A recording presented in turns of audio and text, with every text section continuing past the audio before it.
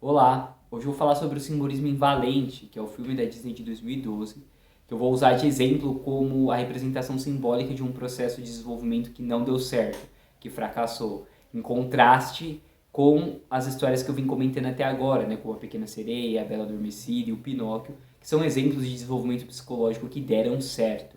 Então, como sempre, eu vou fazer a análise usando de base a teoria do Jung.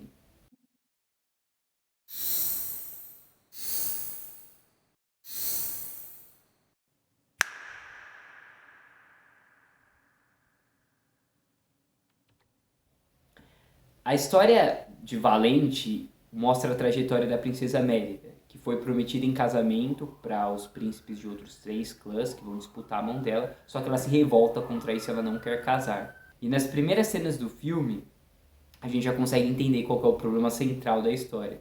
Porque começa com a Mérida criança brincando de esconde-esconde com a mãe, e a mãe encontrando ela e fingindo que está devorando ela. Então o problema central aqui é o símbolo da mãe devoradora.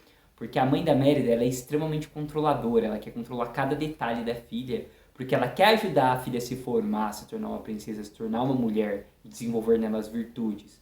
Só que ela faz isso de forma tão invasiva, tão controladora, que gera uma aversão pelos deveres naturais da vida. Isso acontece às vezes quando os pais eles tentam ser muito rígidos nos estudos, controlar demais os filhos, mesmo que com uma boa intenção, eles geram uma aversão no filho pelos deveres naturais da vida. E aí o filho se recusa a crescer e fica preso à mãe. E esse é o paradoxo da mãe devoradora. Por um lado, ela costuma ser rígida e tentar controlar demais os filhos. Por outro, esse controle gera uma aversão pelos deveres da vida que deixa o filho infantil e preso à mãe. Né? E a gente vê essas duas faces ali na mãe da Mérida.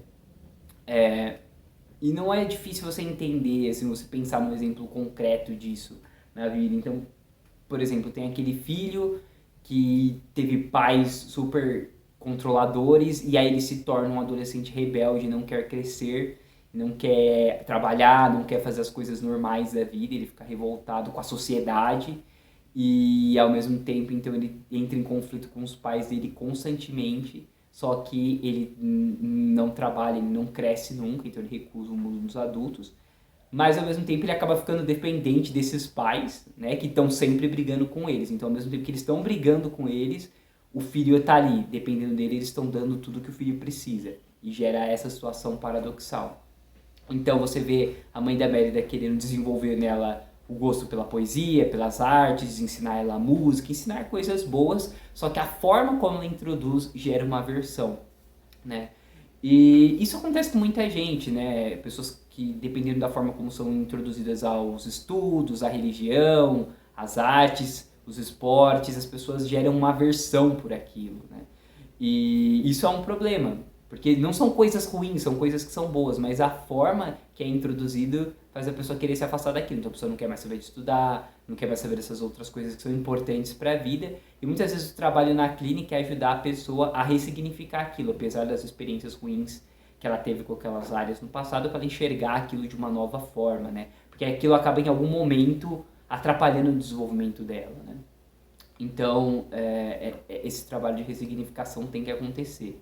Mas é claro que não é só culpa da mãe da Mérida, ela também é uma criança extremamente egoísta, que trata todo mundo em volta dela como idiota e como se ela soubesse melhor das coisas. O segundo problema é que o pai da Mérida, ele também não tem uma autoridade, ele incentiva o comportamento desregrado da filha. Isso acontece muito, né? Quando falta aquela autoridade paterna, quando o pai não assume esse lugar de disciplinador, a mãe acaba ficando controladora para tentar compensar a ausência do pai. Então, muitas vezes essa mãe controladora ela tentando fazer duas funções ao mesmo tempo, né?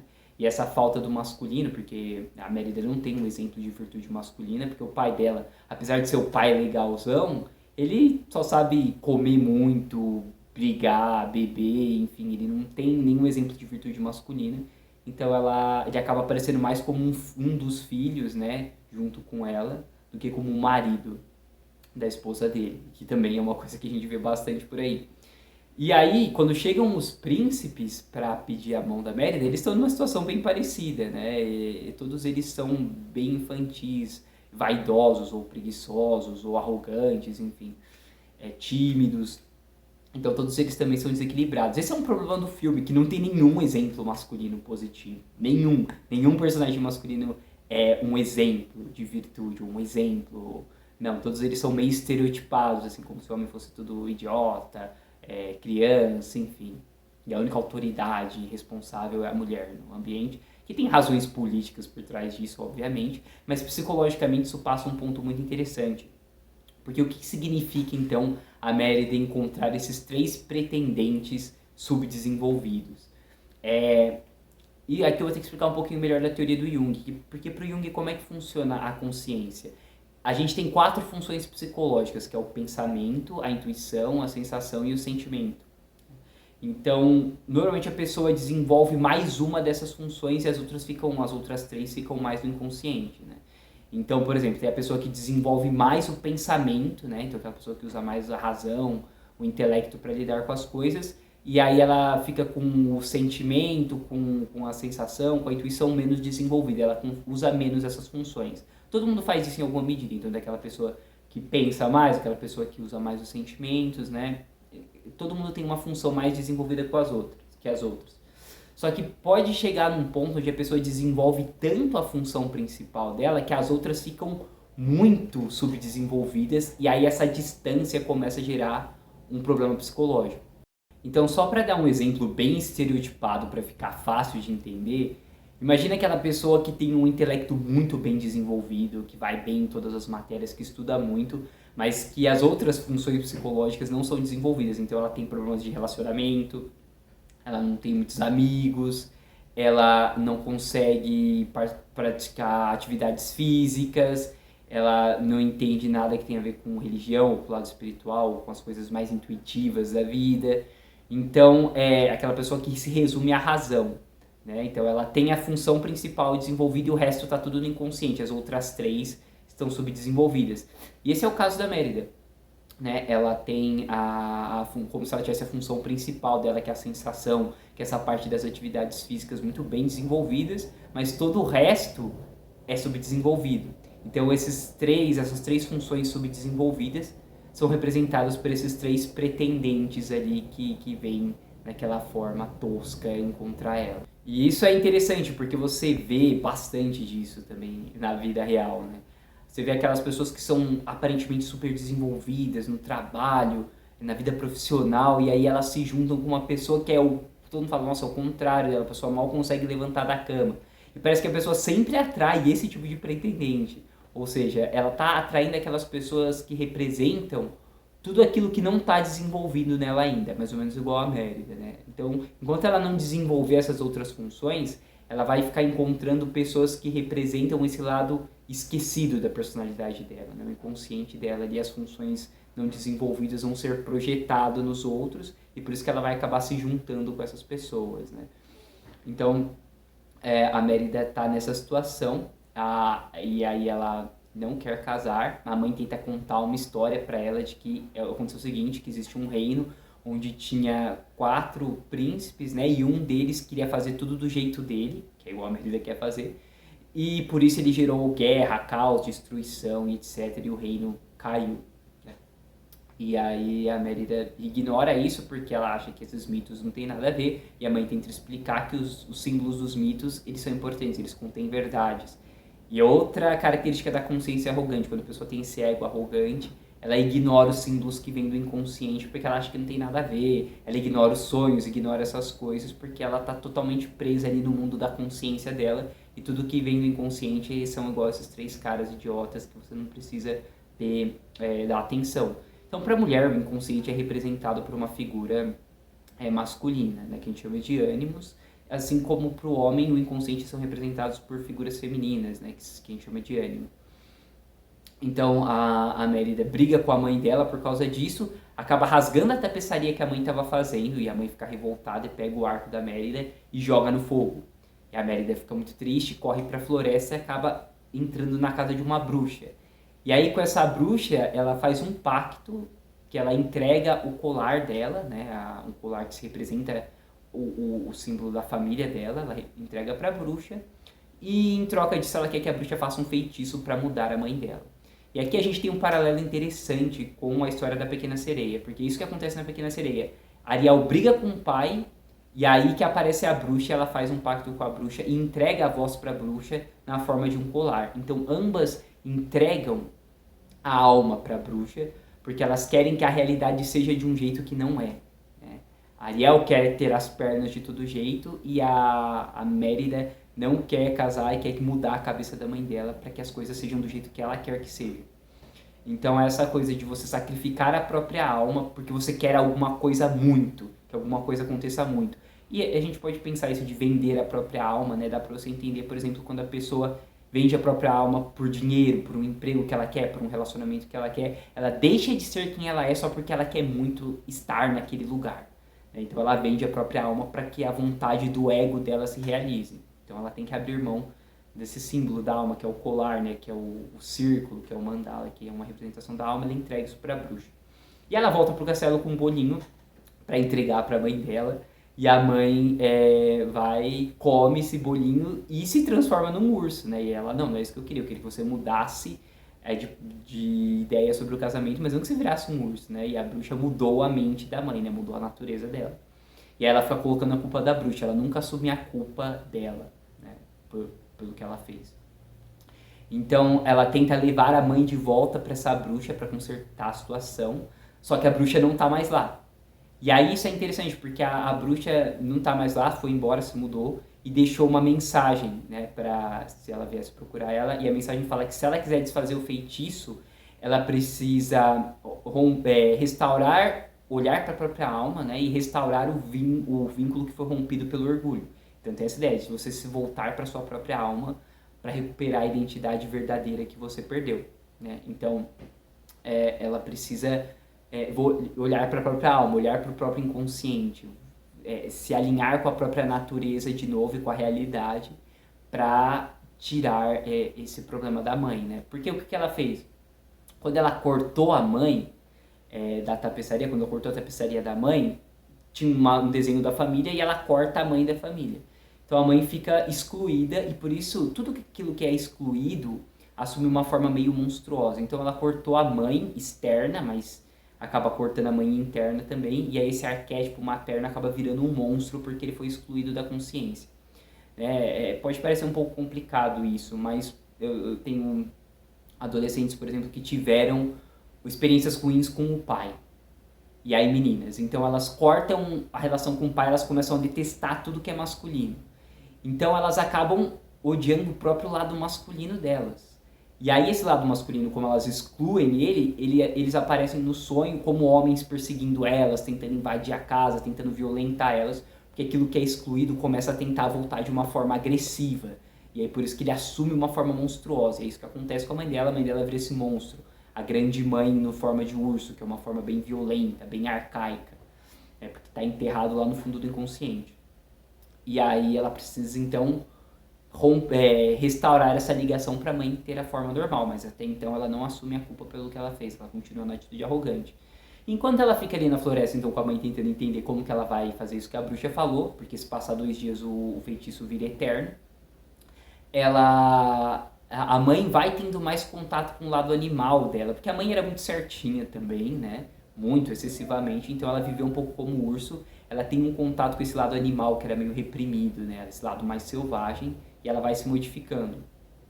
E a Mérida ali vivendo com ela, acaba encontrando a ruína onde o príncipe lá que virou, o príncipe que destruiu o reino vivia, e descobre que ele é um urso, que ele se transformou num urso porque ele usou o mesmo feitiço que ela deu pra mãe. Porque ele queria ser tão forte que ele acabou comendo esse feitiço e se transformando num urso, ele realmente ficou muito forte. E esse urso chama Mordo, e ele arrancou uma das pernas do pai da Mérida, né? E que ele usa agora uma perna de pau. Então esse urso quase mata ela, lá ela consegue fugir, volta pro castelo, e aí nesse processo, quando ela vê a imagem da arrogância, como aquilo transformou o príncipe, que a gente pode entender que é como se fosse o lado masculino dela, virando aquele animal, ela entende o problema da arrogância e ela decide aceitar o destino dela. Então ela entra lá no salão, onde os caras estão brigando, né, porque a princesa recusou, não sei o que, então tá tendo quase uma guerra entre os reinos, e ela fala, e ela se prepara para falar que ela vai aceitar o destino dela, que ela foi egoísta e que ela vai aceitar casar, que ela vai aceitar fazer essa união entre os clãs. Só que na hora que ela decidiu crescer, então, que não, eu vou assumir a minha responsabilidade, a mãe tá como urso lá escondida na sala e faz um sinal para ela não fazer isso, para falar que a rainha decidiu quebrar a tradição e para deixar os filhos decidirem o próprio destino. E aqui tá a primeira armadilha, porque esse é o papel certo da mãe. Quando a gente mostra o impulso para crescer, o herói quer se destacar da família, a mãe normalmente faz esse papel de falar: não, filhinho, não precisa ir, fica aqui, olha aqui a cobertinha, a comidinha, tudo quentinho para você, não precisa ir embora não. E o herói tem que falar: não, eu vou sim, ele tem que insistir e querer crescer. E na hora que a mãe dá o aval: não precisa sair de casa não, ela fala: ah, então tá bom, então eu não vou mais, entendeu? E a partir daí o filme começa a ficar regressivo. Porque aí os outros jovens também, que são bem subdesenvolvidos, né, falam a mesma coisa: a gente não quer casar, a gente quer decidir nosso próprio destino, e todo mundo aceita. Fala: tá bom, é verdade, vamos fazer diferente. Todo mundo pode ficar na casa dos pais para sempre agora.